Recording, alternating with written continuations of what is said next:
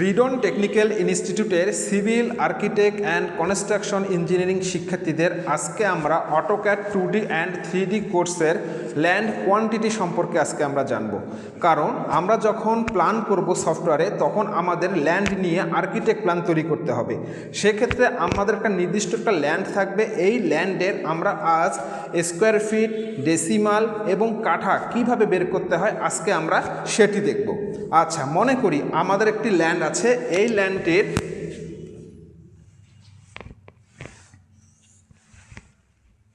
মনে করি এটা হচ্ছে আমাদের একটা ল্যান্ড। এই ল্যান্ডের ফ্রন্ট এলিভেশন বা ফ্রন্ট দিক এটা হচ্ছে আমার রোড, এটা হচ্ছে আমাকে চলমান রোড, আর এটা হচ্ছে আমার ল্যান্ড। এই ল্যান্ডের মনে করি আমার এটা হচ্ছে 40 ফিট, আর এটা আছে আমার 60 ফিট। এটা আমার 40 ফিট, এটা আমার 60 ফিট। আচ্ছা, এটা আমার ল্যান্ড যার হচ্ছে দৈর্ঘ্য এবং প্রস্থ 40/60। এখন আমার এখানে টোটাল কত স্কোয়ার ফিট জমি আছে সেটি আমরা বের করব। সেক্ষেত্রে সহজ একটি নিয়ম, সেটি হচ্ছে আমাদের এরিয়া। এই যে এরিয়া এল গুণন বি, অর্থাৎ এল যদি আমার 60 হয় গুণন বি হচ্ছে আমার 40 ফিট। দুটো গুণন করলে হচ্ছে আমার 2400 square feet, SFT square feet. এই যে আমার এই ল্যান্ডটা মোট হচ্ছে কত স্কোয়ার ফিট পেলাম আমরা? 2400 স্কোয়ার ফিট। ঠিক আছে, এইটা আমরা পেলাম এরিয়া। এরপর আমরা এই ল্যান্ডে আমরা যদি বলি কত শতাংশ আছে, ডেসিমাল আছে, তাহলে আমরা কীভাবে বের করব? আমরা জানি উই নো আমরা জানি 1 ডেসিমাল সমান 435.6 স্কোয়ার ফিট। তার মানে আমরা টোটাল ল্যান্ড কত? 2400 স্কোয়ার ফিট। সেক্ষেত্রে আমাদের তাহলে কি করতে হবে?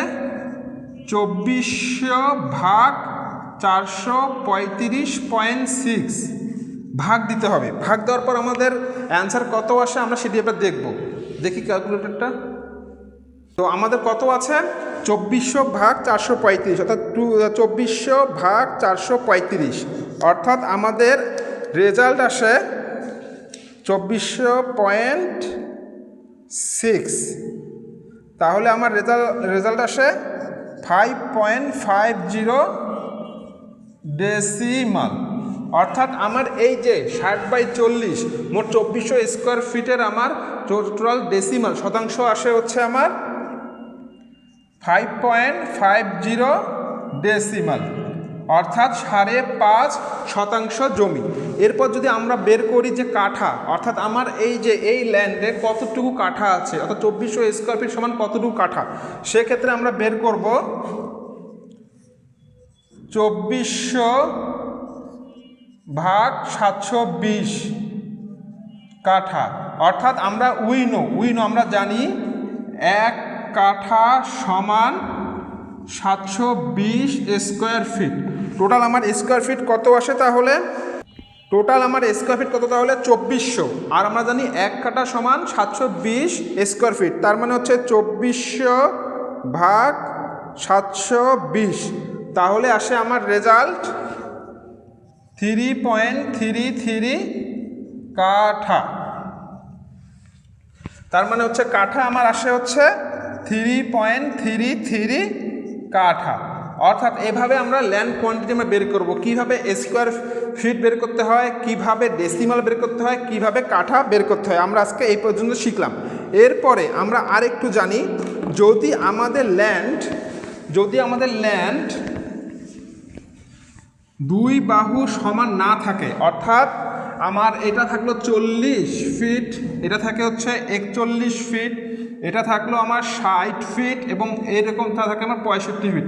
বাস্তবমুখী কিন্তু আমার ল্যান্ড এরকমটি হয়। তো সেক্ষেত্রে আমরা কিভাবে বের করব এটা আমরা আবার দেখি।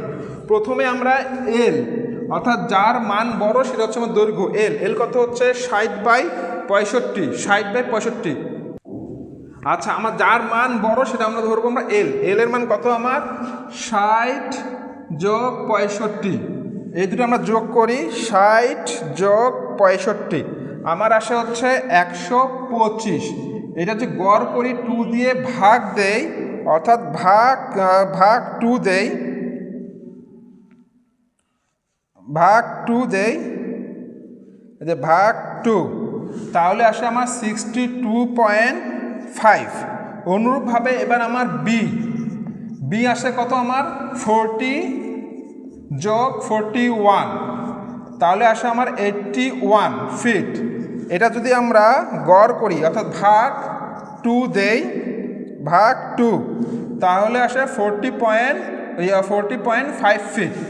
তার মানে আমার দৈর্ঘ্য হচ্ছে আমার 62.5 এবং প্রস্থ হচ্ছে 40.5। এবার আমরা এরিয়া যদি বের করি, এল গুণন বি, এল এর মান 62.5 গুণন বির মান 42.5, তাহলে আসে কত দেখি, 62.5 গুণন 40.5, তাহলে আমার রেজাল্ট আসে 2531.25 SFT অর্থাৎ স্কোয়ার ফিট। যদি আমার ল্যান্ডের দুই বাহু, দুই দৈর্ঘ্য দুইটা মান আলাদা এবং প্রস্থ দুইটা মান যে আলাদা হয়, তাহলে আমরা দৈর্ঘ্য দুইটা যোগ করে গড় করব, করে একটা লেন্থ পাবো, এবং প্রস্থ দুটো আমরা যোগ করে আমরা গড় করব, 2 ভাগ দেবো, প্রস্থ পাবো, এবং দৈর্ঘ্য এবং প্রস্থ আমরা গুণন করে দেবো, তাহলে আমরা এরিয়া পাবো অর্থাৎ স্কোয়ার ফিট পাবো।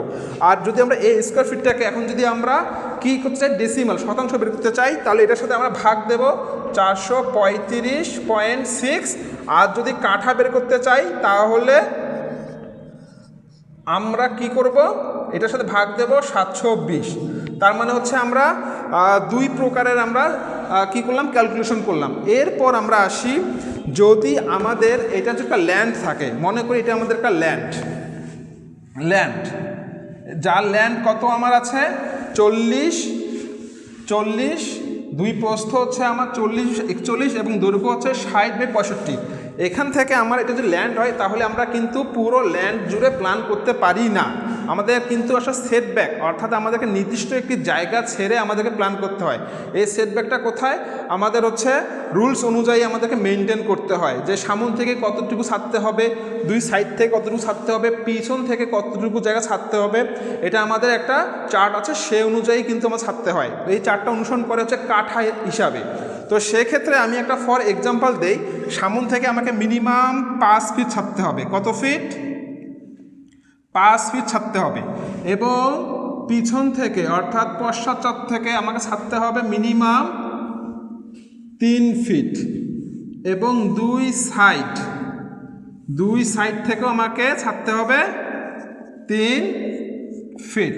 অর্থাৎ আমার ল্যান্ড যদি 40/60 বা 40/60 হয়ে থাকে, তাহলে আমাকে সামন থেকে 5 ফিট এবং বাকি 3 সাইড থেকে আমাকে 3 ফিট করে ছাড়ার পর এই যে অংশটুকু জায়গা থাকলো আমার, এই জায়গাটুকু আমাকে প্ল্যান করতে হবে।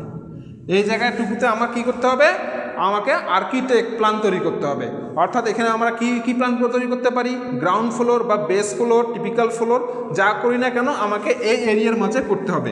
আমাকে সরকারি হিসাবে বা সরকারি নিয়মে আমাকে সেটব্যাক রুলস মেনে আমাকে প্ল্যান করতে হবে। ঠিক আছে, তো আজকে এই পর্যন্তই।